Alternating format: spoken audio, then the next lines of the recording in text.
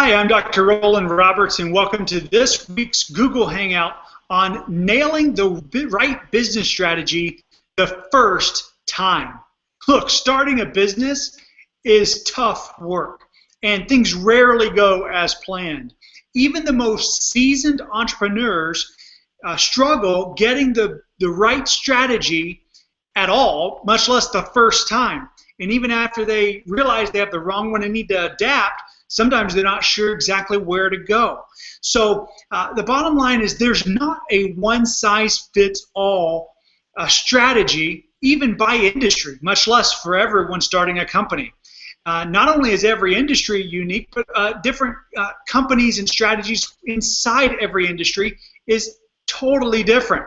And at the end of the day, desperation and failure and the absolute need and necessity to succeed can override the seeming impossible. So just because it shouldn't be able to be done or it hasn't been able to be done previously, I'm telling you, when people are desperate enough and their back's against the wall and they absolutely must figure out a way, there are things that should have never worked that work. So I'm not throwing out the pixie dust and saying you can't figure out how to make this work. But what I am going to do is give you some ideas and some parameters, some questions that can, if you answer them, if you'll take just a few minutes and answer them, they will help you get the right business strategy the first time. It will ensure that you have the absolute best chance of success for your business. And I am excited to share this with you because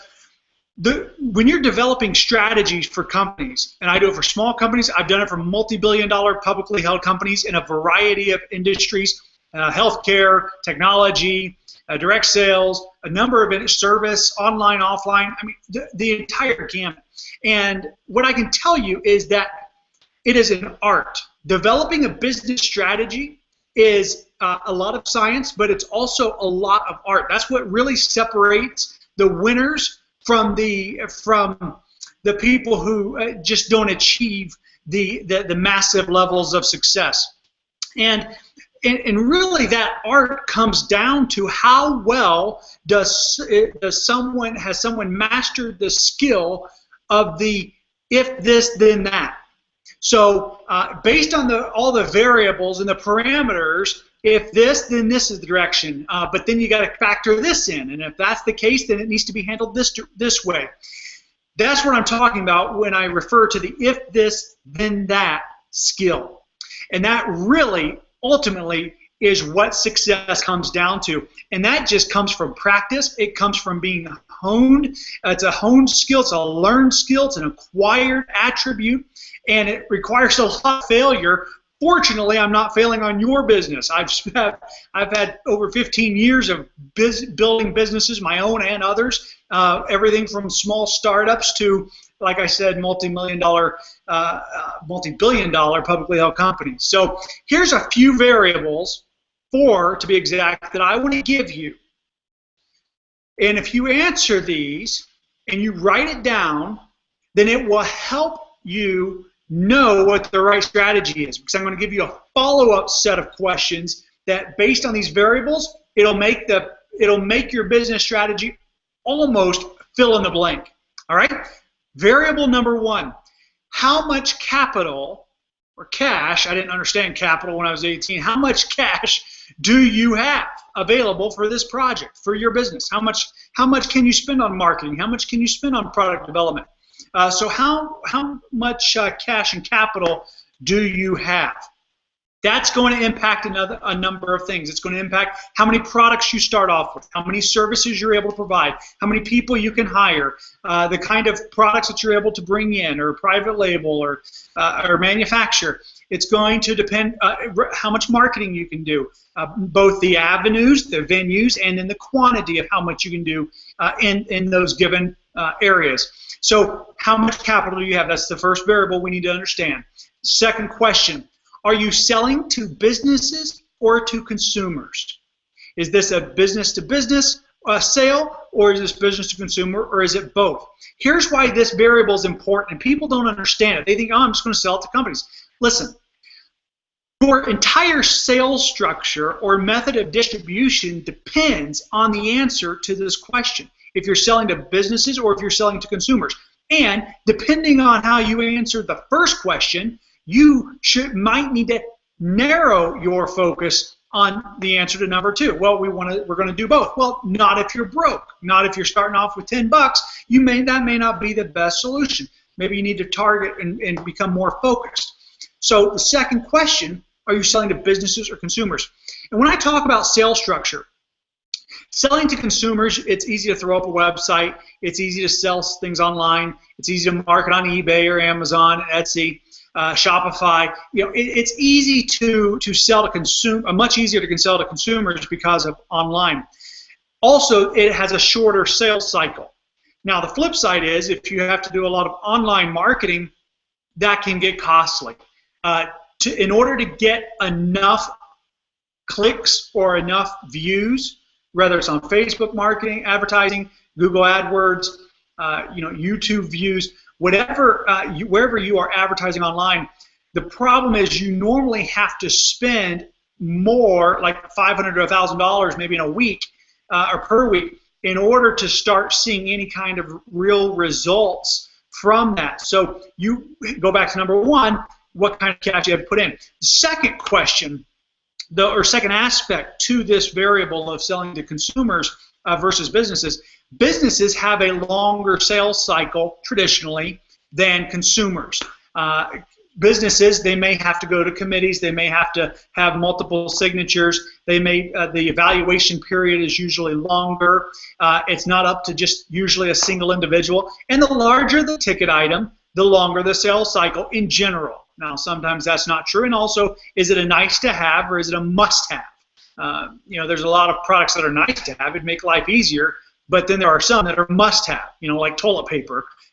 You're not going to, as a consumer, spend a whole lot of time when you're out debating if you are or are not going to buy toilet paper. Can you wait till next quarter or next month to buy that toilet paper? You're just going to pretty much make that decision on the spot. So compare that to a technology or to something that helps make your life more efficient or might streamline it or might advance it. You may push that buying decision off a day, a week, a month, or a quarter, or even potentially a year. So selling to businesses is very different than selling to consumers. And another reason why this is important is because that's going to help you plan and forecast how long you have how long your runway is. How long will the cash last? And I see so many businesses and business owners and entrepreneurs who they say, okay, I'm going to sell to businesses. Our sales cycle's 12 to 18 months. Well, actually, they'll say 3 to 6 months. And what they don't know and should know is that it's really more like 12 to 18 months, especially starting out. They just think they want it so bad. It feels such a huge need. It's a no-brainer. But I'm telling you, even the no-brainer products, technology and all kinds of things take longer than what you think they're going to take. So you compare that to what it's going to cost to get those sales, the trips, the travel, the airfare, the hotel, the wining, the dining, the advertising, the marketing slicks, the brochures, whatever it is, multiple salespeople, all the phone calls, and you're gonna incur that. How many prospects can you float, and how long is that runway? And going back to variable number 1, how much cash do you have? All right, the third variable that you need to ask yourself and be aware of is the money going to be spent on product or marketing? Now, some businesses are very capital intensive. The reason why this is an important variable is because you may say you need X amount and think that you're only going to spend it on marketing, and then we get some surprises on the product front. Or you say that you're going to build this most amazing widget, and you have the if I build it, they will come mentality. And unfortunately, they only come if they know about it. They only come if they hear about it. And usually that's a result of marketing efforts. And while we live in this internet age where things can go viral, that's not a very good strategy to count on, because people, think tanks even spend all kinds of time trying to create the video that'll go viral. They spend tens of thousands of dollars creating some of these. I remember whenever those little cartoon videos and the sticks and the kind of animated drawing videos first came out. I got a quote for $20-some thousand for like a 1 to 2 minute animated video. Are you kidding me? You know, so people are spending tens of thousands of dollars to try and create the next viral video, and then some 8-year-old goes out in their backyard and, you know, jumps in a pool or does some trick on a skateboard, or at the same time shooting basketball, or, you know, they post a picture of their a video of their dog or their cat doing something, and you know, and it gets millions of hits within the week. So you don't know. You don't want to count on something going viral. So you need to really understand, where is your money going. Now here's why this impacts your strategy. If you tell me, Rollan, most of our money, 80%, 90%, it's all going into the product, and then we're just going to have to do word of mouth. We're just going to have to use social media. We're just going to have to use all the free sources, you know, free press releases, and just try to pepper it out there and attend all the trade shows for free, you know, not really having a booth just as an attendee. We're just going to have to do a lot of grassroots promotion. That's fine, but obviously that impacts your strategy. That impacts your marketing strategy. Your marketing strategy cannot now be, well, we need to spend, you know, $5,000 on Google AdWords this month, and we need to spend, you know, $2,000 on getting on promoting our YouTube videos that really market and speak to what we're about. You know, it just changes the strategy. And so if we're talking about nailing the right business strategy the first time, and not using trial and error on your business and with your savings and what you've in your blood, sweat, and tears, if we're talking about nailing this the first time, you have to understand where that capital is going, and then adapt the rest of your plan. See, it almost doesn't matter to me what your answer is. If you tell me that you're able to get by with not having as much in the product and still deliver a quality product, and you're going to put most of it in marketing, fine. Then we'll create the strategy that allows that to supports that mission. If most of it's in product, then we need to have a strategy that is really marketing heavy on the free, and kind of do some creative things from a marketing perspective to help get the word out. All of these variables affect the strategy. And what's right in one situation may not, and probably is not right in another situation, because everyone's variables are different. That's why when you look at consultants or coaches who come in and they just have their program and it's a one-size-fits-all, they're one-trick ponies. They only know one way of doing it. They come in and it's my way or the highway, because that's the only thing they know. They do not understand, and most leaders, most executives do not understand the underlying principles that make business work. What they know is what worked in a previous experience, but what they do not recognize is that worked because of a specific set of variables. Now, all you have to do is change those variables, and these guys still try to apply the same program or roll out, they do the exact same thing in the next place, and that is not leadership. So that's what you need to understand in the third variable. The fourth variable I want to give you is timing. How much runway do you have? How long can you sustain if the sales aren't made? Timing. Your go-to-market. When do you plan to be able to start selling? You know, I've been working with an organization over the past week, and this is exactly what I've been neck deep in, is focused on timing. And, you know, when do you release the core product? But based on the runway and based on all the other variables that I just said, can we come out with another product that does not affect the mission, and at the same time will help fund that and give us a broader exposure in the marketplace? But it's all about timing. So now, when can you get that product out? And so then you're looking at, okay, that's got to go through compliance, it's got to go through legal. You then have to have all the labels printed. You have to have the manufacturing run. Then you got to allow for shipping, and then not just shipping to you, but then shipping to the customers. And then what's your marketing strategy going to be? And how do you not dilute the primary message, but you still are able to sell this? These are all the kind of things that we deal with on a daily basis, over and over, many times throughout the day. So those four variables, if you answer those, will really help guide you, because the answers become pretty apparent. Like, if you don't have the money to spend, if you have $100,000 and you have to spend $90,000 of it on the product because that's what it costs for the minimum number of units that you're purchasing, or manufacturing, then you pretty much have $10,000 left. How are you going to allocate that? And so you start looking at how to make those dollars really count, and then over what period of time do those dollars need to cover you. So, but once you know exactly where you are and what you're hoping to accomplish, then the answers to the questions I'm about to give you become very clear on what the strategy is. So you take those 4 variables. You've already answered them. You know exactly, those aren't, objective. Those are subjective. Those are very, you know exactly what you have, and you can answer the rest of the questions. So what I want you to do is when I ask you these questions, I want you to think of your answers to the variables when I ask you these questions. All right? Number 1, what market do you serve? Who is your customer? Who's your target market? And most people get this wrong, and it's because there's really 2 ways to know who your target market is. It's by asking yourself 2 questions. Number 1, what problem do we solve? What problem do you solve for a company, for a consumer, for a mom, for a dad, for a kid, for a baby? What problem do you solve? And number 2, who owns that problem? Because back to the marketing dollars, and whether it's consumers or business and things like that, you need to now know where those dollars go. Okay, so we're getting very specific on nailing that business strategy the first time, getting it right. So you've already answered the variables, so now the question is, what problem do you solve and who owns that problem? Because we need to know what market do we serve, who is our target customer. Question number 2 that you will use to fill in the blank, based on the quality and the price point of your product, what quadrant are you in?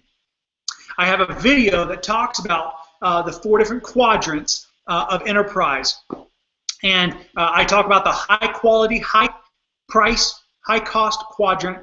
There's a low cost, and that's like a Mercedes or BMW or something like that in the car world. Then you have a low cost, low value, quadrant, and that would be like a Kia or a Hyundai or something of that nature.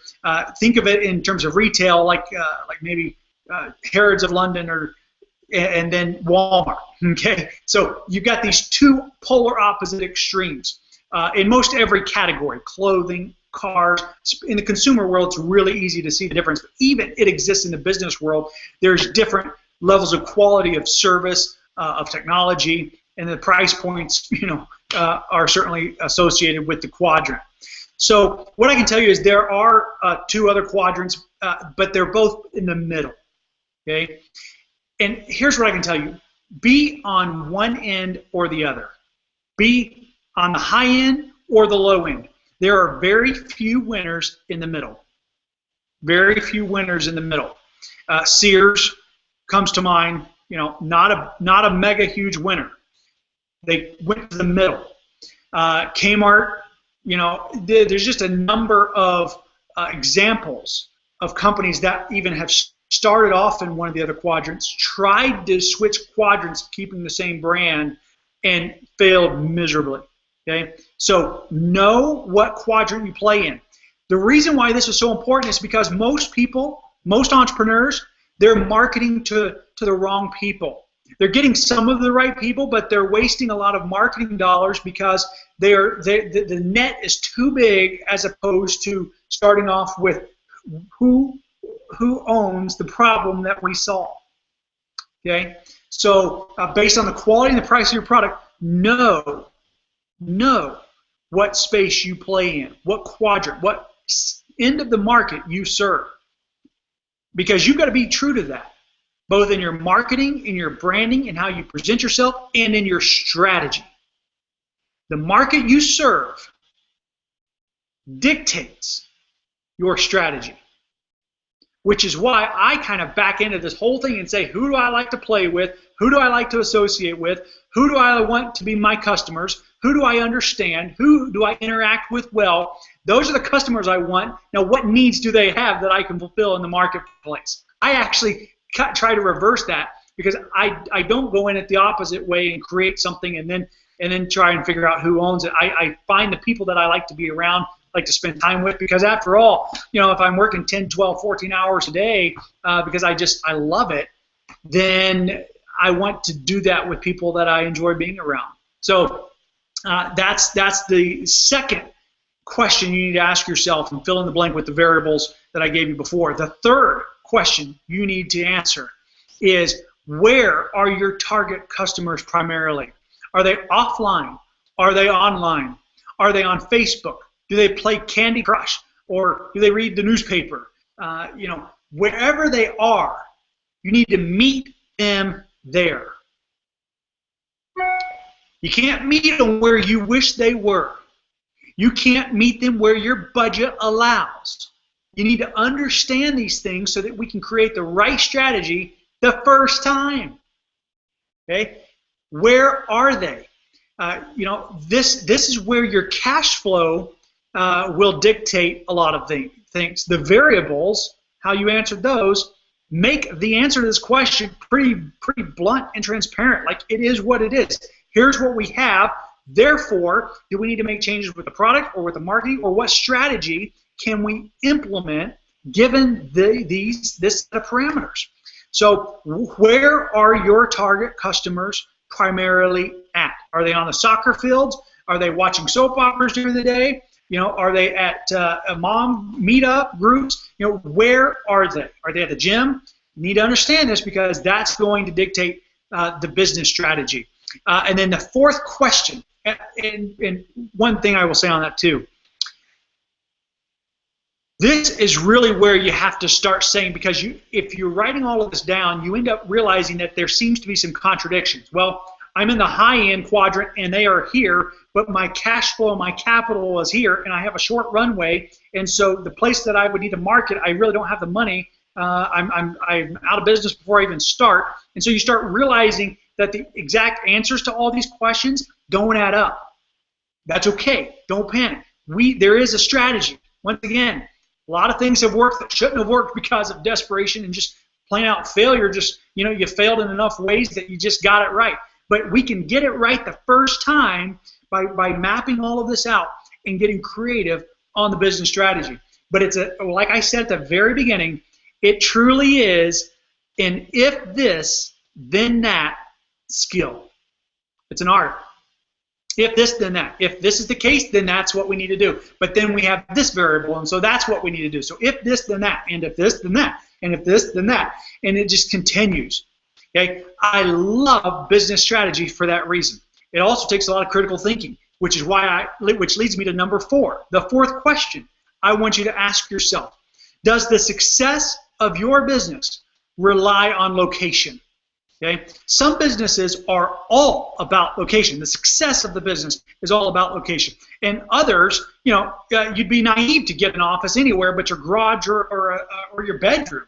So it depends on what kind of business you have. So is location a factor in the success of your business based on the type of business you have? See, if I have a coffee shop, it would behoove me to have that in a strategic location. If I have a certain retail shop, it would behoove me to have that in a certain location. I don't want to own a swimwear store in Montana. However, on the island in Florida, it's a great place to have a swim shop. In fact, there are several there on the island. Okay, so there are some businesses, in fact, a lot of service businesses, not all, but a lot of service businesses are strategic. A dry cleaner's very strategic. Location's very important. And it's not in necessarily the residential areas. It's usually in business areas and business locations. But the point is, it needs to be convenient. On the other hand, if you own a cleaning company, you don't have to have expensive retail space and office space on Main Street, because that's not how you market. That's not where people come to get your services. So there are different services businesses. There's not a one-size-fits-all strategy that's right for even every industry, much less every business and every industry. So is location important? And I have seen businesses, restaurants, for example, that were failing and about to close, that relocated, and it absolutely changed everything for them. And you hear that story over and over and over from entrepreneurs. The problem wasn't with the model. The problem wasn't with the price point. The problem wasn't with the marketing. The problem was with the location. Okay, so those are all critical elements to nailing the right business strategy the first time. So I believe these parameters, these questions will help you ask the right questions so that you can get the right answers. And that's true. Questions, they say questions are the answers, but I would go a step further and say the right questions are give you the right answers.